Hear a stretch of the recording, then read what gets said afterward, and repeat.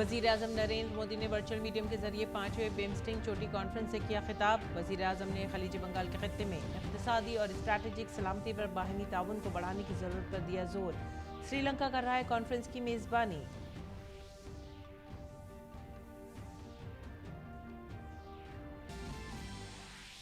वज़ीर-ए-आज़म मोदी ने कहा, यूरोप में हालिया पेशरफ्त ने बैनुल-अक़वामी निज़ाम के इस्तेहकाम पर उठाए हैं सवाल, इसीलिए इलाक़ाई ताउन को बढ़ाना है हमारी तरजीह। बिम्स्टेक स्कॉलरशिप प्रोग्राम के दायरा-ए-कार को बढ़ाने की भी की वकालत।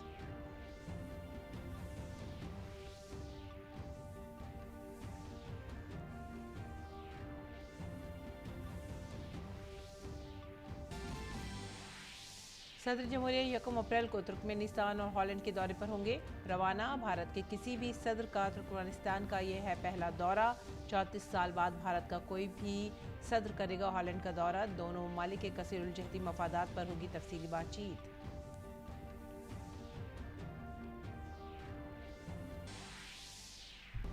मरकजी मुलाजमीन और पेंशनर्स के लिए खुशखबरी। मुलाजमीन का महंगाई भत्ता 31% से बढ़ाकर हुआ 34%।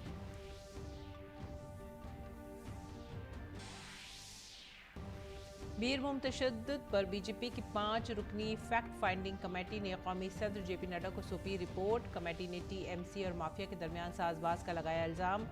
कहा, ममता हुकूमत आईनी जिम्मेदारियां निभाने में रही है नाकाम।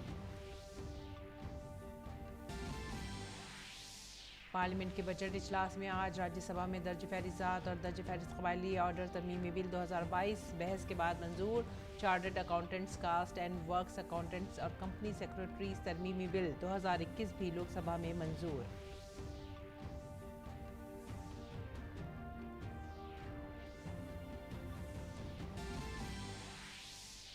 नायब सदर जमहूरिया Venkaiah Naidu empowering India @75 women transforming through industry, trade and innovation के 38वें सालाना इजलास से करेंगे खिताब।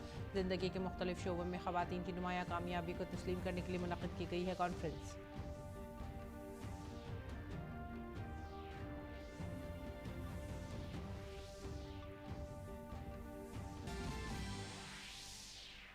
यूक्रेन और रूस के दरमियान कशीदगी कम करने के मकसद से अमन मुज़ाकरात का दूसरा दौरा आज भी जारी।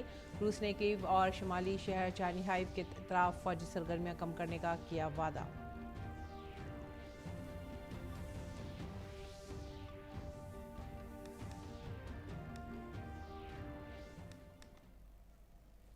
आदाब नाज़रीन, उर्दू खबरों में आप सभी का खैर मकदम है। मैं हूं सालिया अलीम। अब नजर डालेंगे इस वक्त की खास खबरों पर।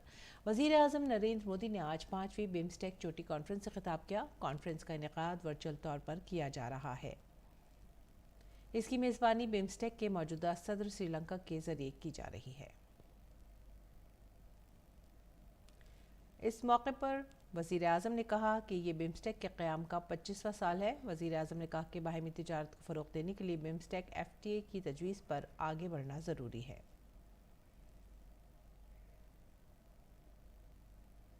हमारे आपसी व्यापार को बढ़ाने के लिए बिम्स्टेक FTA के प्रस्ताव पर शीघ्र प्रगति करना आवश्यक है। हमें अपने देश के उद्यमियों और स्टार्टअप्स के बीच आदान प्रदान भी बढ़ाना चाहिए। इसी के साथ हमें ट्रेड फैसिलिटेशन के क्षेत्र में इंटरनेशनल नॉर्म्स को अपनाने का भी प्रयत्न करना चाहिए। इससे इंट्रा बिम्स्टेक ट्रेड और इकोनॉमिक इंटीग्रेशन को बढ़ावा मिलेगा। इस संदर्भ में Indian council for research on international economic relations ADB के साथ मिलकर हमारे अधिकारियों की जागरूकता बढ़ाने के लिए एक कार्यक्रम शुरू करने वाला है। और वज़ीर-ए-आज़म ने कहा कि हमारे खित्ते में हमेशा कुदरती आफात का खतरा रहा है। BIMSTEC centre for weather and climate को एक अहम इदारा करार देते हुए वज़ीर-ए-आज़म ने इसे फाल बनाने में ताउन की अपील की।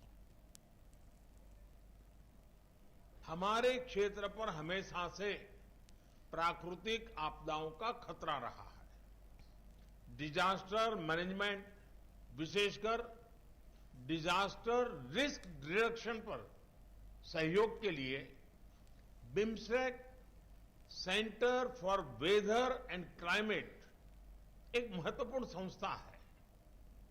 और इसे सक्रिय बनाने के लिए मैं आप सबका सहयोग चाहूंगा।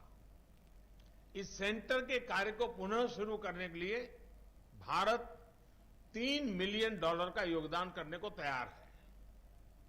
भारत ने हाल में तीसरी बिम्स्टेक डिजास्टर मैनेजमेंट एक्सरसाइज पैनेक्स 21 आयोजित की।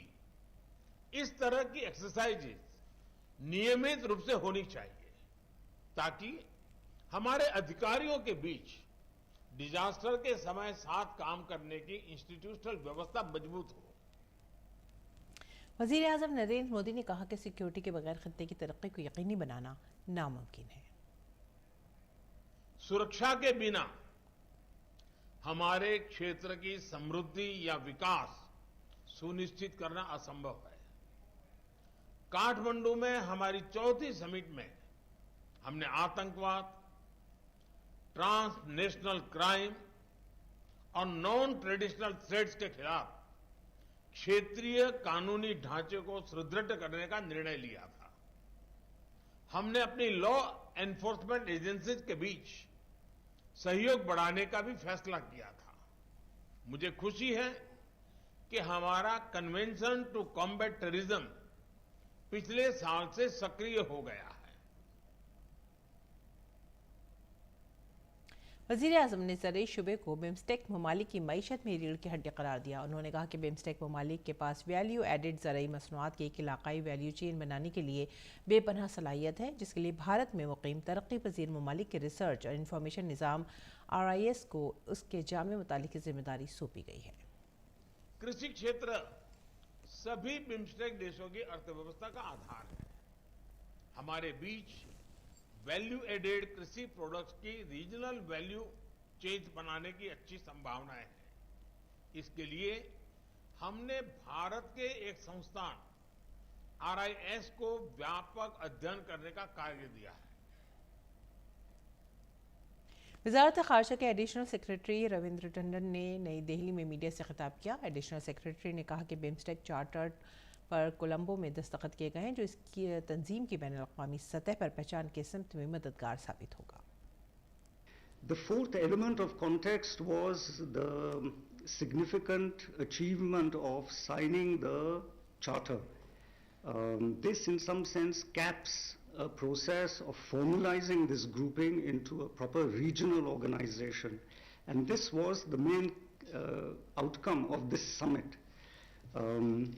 With the charter, BIMSTEC now has an international personality. It has an emblem, it has a flag, it has a formally listed purpose and principles that it is going to adhere to, and an architecture. So that represents a fairly significant evolution of this grouping, a process which was happening since 2004 or so, but actually gained a lot of traction after 2014. Additional secretary Ravindra Tandon ने बताया कि BIMSTEC conference में 3 मुआहदों पर दस्तखत भी हुए हैं।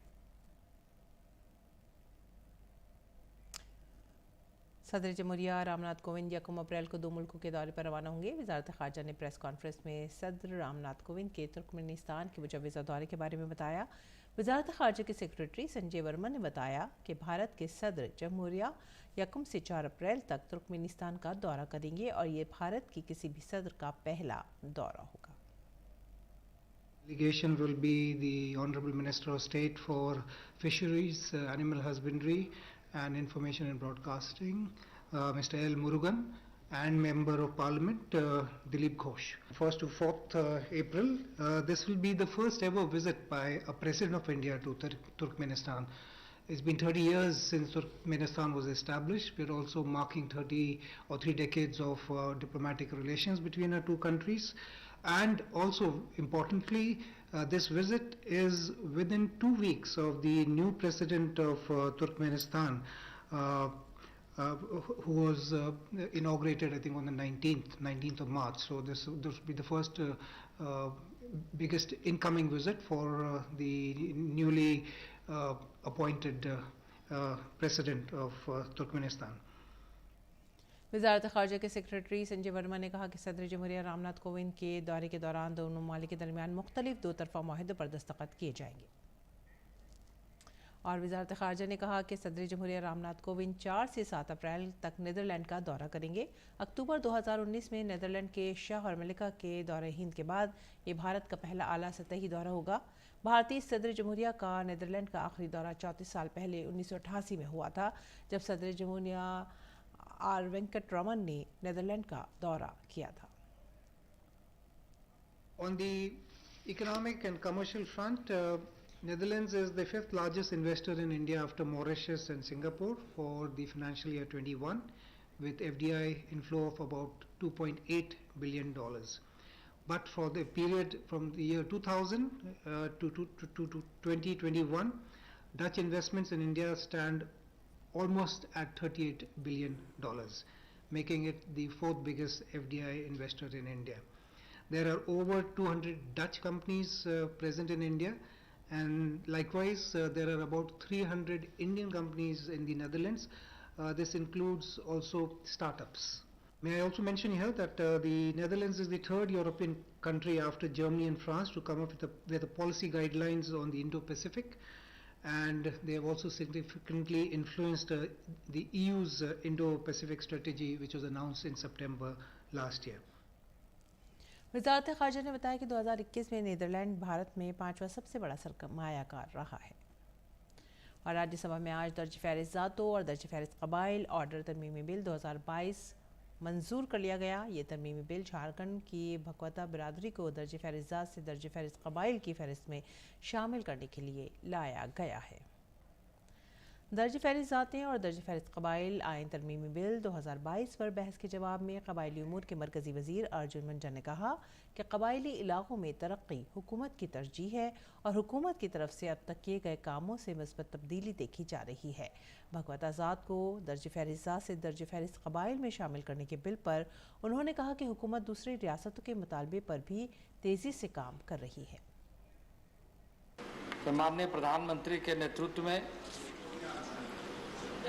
सरकार संवेदनशील होकर इन सारे मुद्दों पर, समस्याओं के निराकरण पर लगातार कार्य कर रहे हैं। अरुणाचल राज्य से संबंधित उन जातियों के बारे में संशोधन का प्रस्ताव को पारित किया, सहमति दी और अरुणाचल का समाधान हुआ।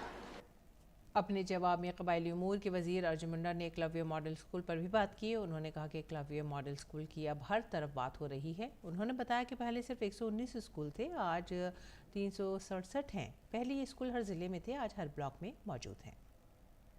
अभी हर जगह एकलव्य मॉडल स्कूल की चर्चा हो रही है, लोग मांग भी कर रहे हैं और बहुत जगह कार्य प्रारंभ हो गया है।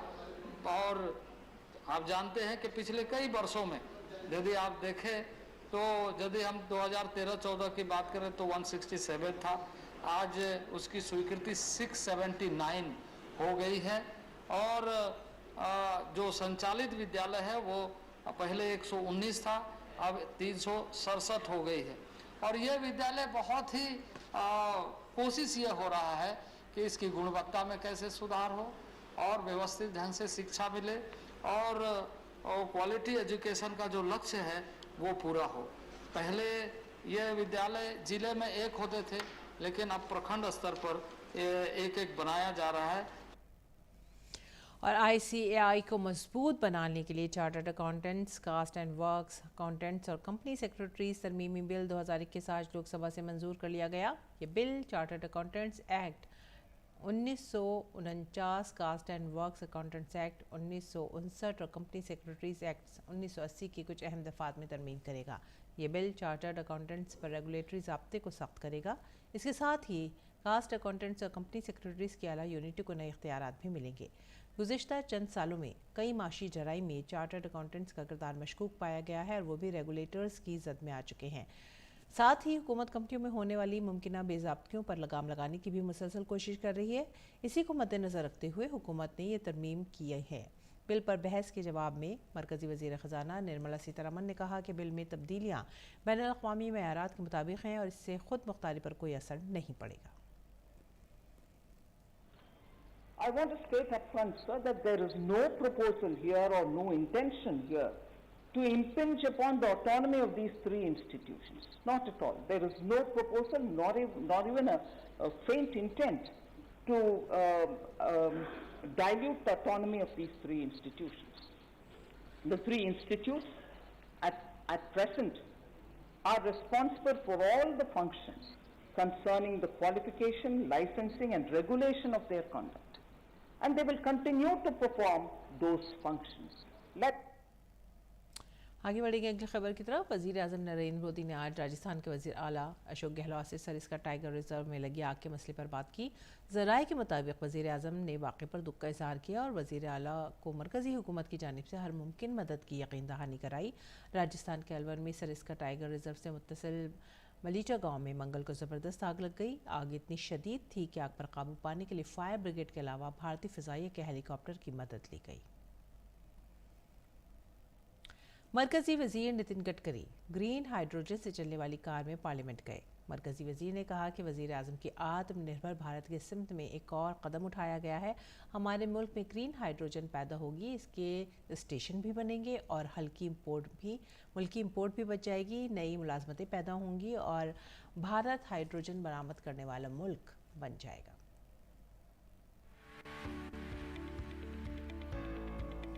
ग्रीन हाइड्रोजन से चलने वाली टोयोटा मिराई कार से मरकजी वजीर नितिन गडकरी पार्लियामेंट हाउस के लिए रवाना हुए। मरकजी वजीर नितिन गडकरी ने कहा कि ग्रीन हाइड्रोजन रिन्यूएबल एनर्जी और बायोमास से बनती है, जिससे माहौलियात को कोई नुकसान नहीं पहुंचता। ग्रीन हाइड्रोजन खुद कफील भारत के ख्वाब को पूरा करेगा, साथ ही हयातियाती ईंधन पर मुल्क के इन्हिसार को भी कम करेगा। 8 लाख करोड़ का इंपोर्ट होता है हमारे पेट्रोल, क्रूड ऑयल, डीजल। तो हम लोग आत्मनिर्भर बनना है तो हमें अपने देश में इसका उत्पादन करना होगा और इसीलिए ट्रांसपोर्ट विभाग की ओर से हमने ethanol, methanol, biodiesel, bio CNG, bio LNG, electricity और ग्रीन हाइड्रोजन पे काम किया।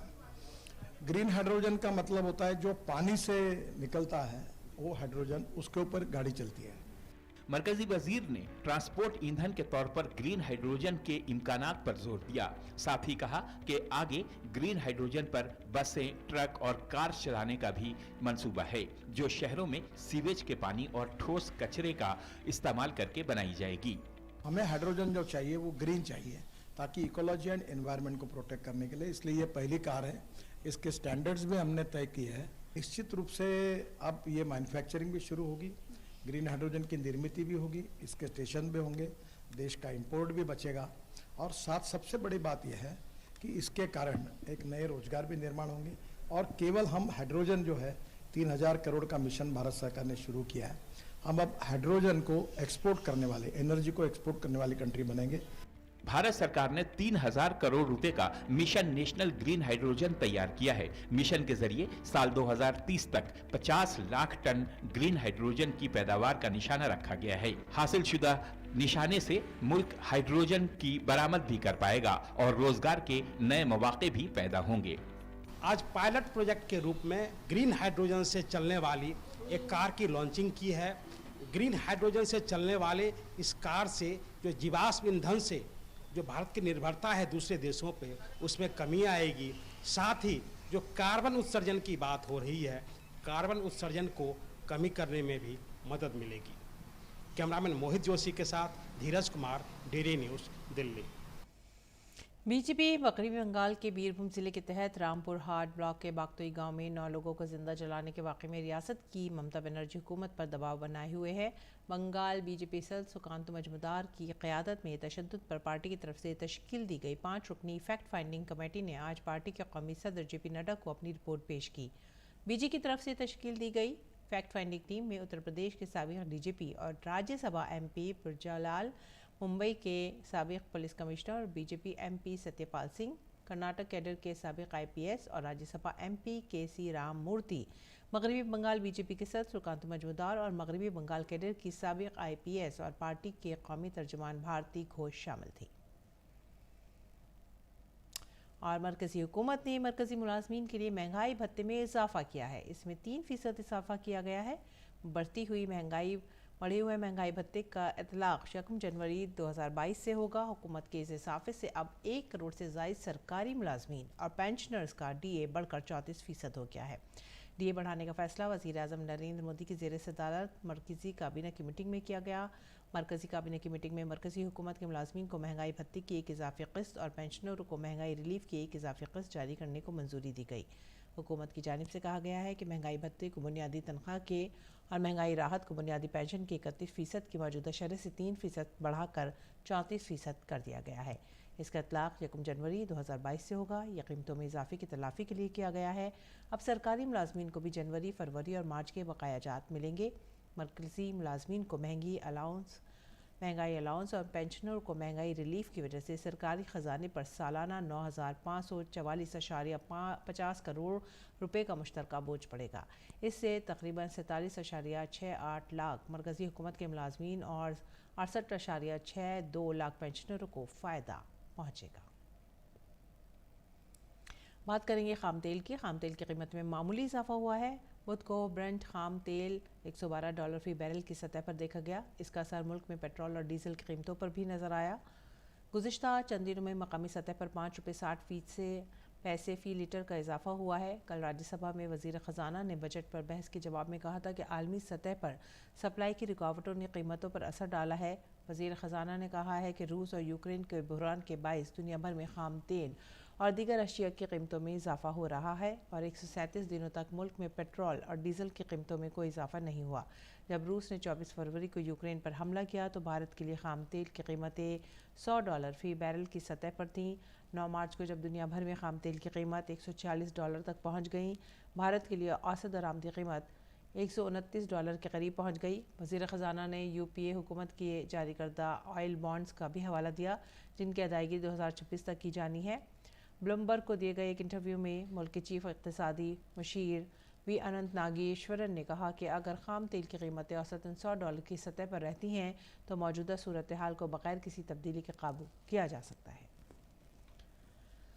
इस बीच रियल इस्टेट सेक्टर के सार्फिन के लिए अच्छी खबर नहीं है। 4 दिन पहले सुपरटेक के बाद अब लॉजिक्स ग्रुप ने दिवालिया होने की दरख्वास्त दे दी है। नोएडा सेक्टर 143 के लॉजिक्स ब्लॉसम में 2700 सार्फिन के ख्वाबों पर शकूक व शुबात के बादल छा गए हैं।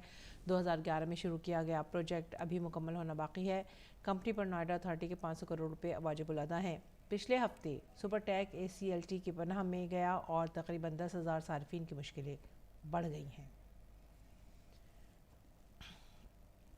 पाकिस्तान में सियासी हलचल बरकरार है और ख्याल किया जा रहा है इमरान खान की हुकूमत गिर सकती है। मुल्क में जारी सियासी बुरहान के दरमियान पाकिस्तान के वज़ीर-ए-आज़म इमरान खान आज मुल्क से खिताब कर सकते हैं। पाकिस्तान के वज़ीर दाखिला शेख रशीद ने कहा है कि एक हंगामी इजलास बुलाया गया है, जिसके बाद पाकिस्तान के वज़ीर-ए-आज़म मुल्क से खिताब करेंगे। अपोजिशन की हुकूमत के खिलाफ तहरीक अदम एतमाद पेश किया है, जिस पर वोटिंग 3 अप्रैल को होगी। पाकिस्तान की इमरान हुकूमत का साथ छोड़ने वाले MQM के रुकन और वज़ीर कानून फ़रोख नसीम और IT के वज़ीर अमीनुल हक ने भी मुस्तफ़ी होने का ऐलान कर दिया है। शाम को MQM के रहनुमा खालिद मकबूल सिद्दीकी के साथ अपोजिशन की मुश्तरका प्रेस कॉन्फ्रेंस भी होनी है। यूक्रेन रूस के दरमियान कशीदगी ख़त्म करने के मकसद से जारी दूसरे दौर के अमन मुज़ाकरात आज भी जारी रहेंगे। इससे पहले मंगल को दोनों ग्रुपों के दरमियान जंगबंदी के इम्कानात की तलाश के लिए कई घंटों तक बातचीत हुई। रूस ने कहा कि वो यूक्रेन की राजधानी के आसपास अपनी फौजी कार्रवाई जल्द ही धीमी करेगा। रूस ने कहा है कि आपसी भरोसे को मजबूत करने और समझौते तक पहुँचने की समत में बढ़ने के लिए कीव और चेर्निहाइव की समत में फौजी ऑपरेशन को तेज़ी से सुस्त करने का फैसला किया गया है। हालांकि यूक्रेन ने वाज़ेह किया है कि किसी आखिरी समझौते पर पहुंचने के लिए मुकम्मल अमन कायम करना ज़रूरी है। दूसरी जानिब अमरीकी सदर जो बाइडन ने रूस की जानिब से यूक्रेन में अपनी फौजी कार्रवाई को सुस्त करने के वादे पर शकूक का इजहार किया है। उन्होंने कहा कि ये देखना बाकी है कि आया रूस यूक्रेन में अपनी फौजी कार्रवाई सुस्त करने के लिए कोई कार्रवाई करता है। उन्होंने ये भी कहा कि वाशिंगटन और उसके इत्तेहादी रूस के खिलाफ सख्त पाबंदियों और यूक्रेन को इमदाद फराहम करते रहने का सिलसिला जारी रखेंगे। और आइए अब नजर डालते हैं खेल के मैदान पर। खातून क्रिकेट आलमी कप 2022 का पहला सेमीफाइनल मैच ऑस्ट्रेलिया के नाम रहा। कंगारू टीम ने वेस्ट इंडीज़ को 157 रन से शिकस्त देकर फाइनल में जगह बना ली है। अब ऑस्ट्रेलिया का मुकाबला इंग्लैंड या जनूबी अफ्रीका से होगा। बारिश की वजह से मुतासर इस मैच में ऑस्ट्रेलिया ने पहले बल्लेबाजी करते हुए वेस्ट इंडीज़ के सामने 306 रन का हदफ दिया था। जवाब में वेस्ट इंडीज़ की टीम 148 रन ही बना सकी। बारिश के बाद इस मैच को सिर्फ 45 ओवर तक महदूद कर दिया गया। ऑस्ट्रेलियाई टीम इस टूर्नामेंट में अब तक नाकाबिल शिकस्त रही है और तमाम 8 मैच जीतकर फाइनल में पहुंची है। टॉस हारने के बाद बल्लेबाजी का फैसला करते हुए ऑस्ट्रेलियाई टीम के ओपनर ने इस मैच में शानदार आगाज़ किया और पहले विकेट के लिए 2016 रन जोड़े। हाइंस 100 गेंदों में 85 रन बनाकर आउट हैं। दूसरी जानिब हेली ने 107 गेंदों पर 129 रन बनाए। इसके बाद कप्तान लेनिंग ने 26 और मोनी ने 31 गेंदों पर 43 रन की बेहतरीन इनिंग खेलकर अपनी टीम का स्कोर 300 से आगे बढ़ा दिया। इसी के साथ ही अब वक्त हो गया आप सभी से विदा लेने का। आप हमारी पूरी टीम को दीजिए इजाज़त। आदाब।